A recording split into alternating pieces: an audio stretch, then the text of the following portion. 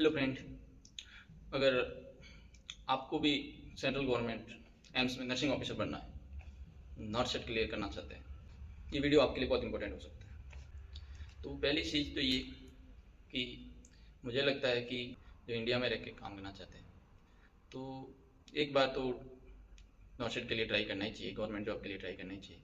क्योंकि प्राइवेट में इतनी अपॉर्चुनिटी नहीं है, करियर नहीं है इतना, क्योंकि सैलरी नहीं है और सबसे इम्पोर्टेंट तो पैसा है, सबको पता है। तो क्या करना चाहिए?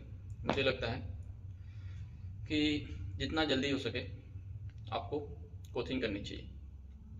कोचिंग ऑनलाइन करनी चाहिए या फिजिकल कोचिंग करनी चाहिए। तो मुझे लगता है कि ऑनलाइन में ज़्यादा मज़ा नहीं आता है, पढ़ने में भी इतना अटेंशन नहीं दे पाते अपन, और नोट्स वगैरह इतना अच्छे से नहीं पढ़ा पाते, आगे जाके भी बहुत सारी तकलीफें आती है। तो एक बार फिजिकल कोचिंग कर लेनी चाहिए। कौन सी करनी चाहिए ये नहीं बताऊंगा मैं, कोचिंग कर लो, कौन सी कर लो वो आपकी जो इच्छा, कोई फ़र्क नहीं पड़ता है। आपको स्टडी मटेरियल वहाँ से मिल जाएगा, क्या पढ़ना है वो मिल जाएगा आपको, एक इस पढ़ने का इन्वायरमेंट मिल जाएगा, आपको पता चल जाएगा कि हम कहाँ पे है, कौन कितनी भीड़ है और क्या स्टेटस है, सब पता चल जाएगा उधर जाके आपको। तो कोचिंग एक बार कर लेनी चाहिए।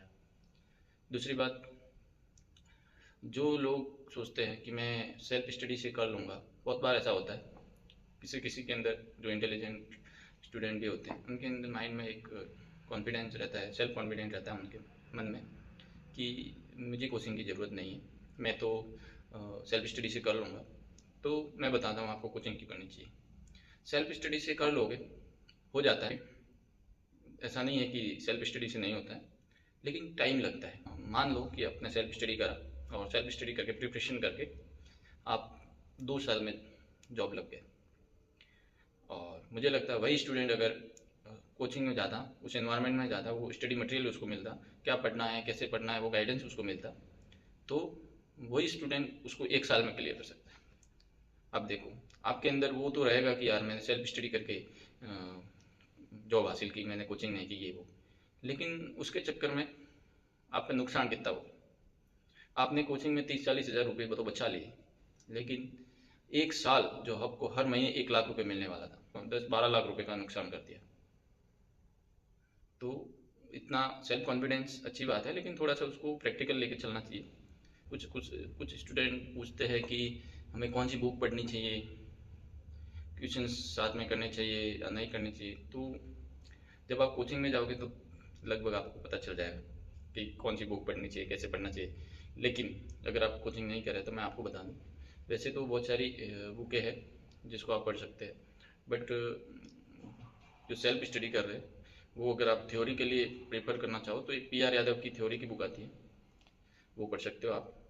एनक्लेक्स भी पढ़ सकते हो, उसमें भी काफ़ी अच्छा मटेरियल, लेकिन उसको थोड़ा पढ़ना थोड़ा सा टफ है, उसकी लैंग्वेज थोड़ी सी टफ है, तो किसी किसी को समझ में नहीं आता है, प्रॉब्लम आती है। लेकिन आपको जब दो बार पढ़ोगे तो वो समझ में आ जाएगा।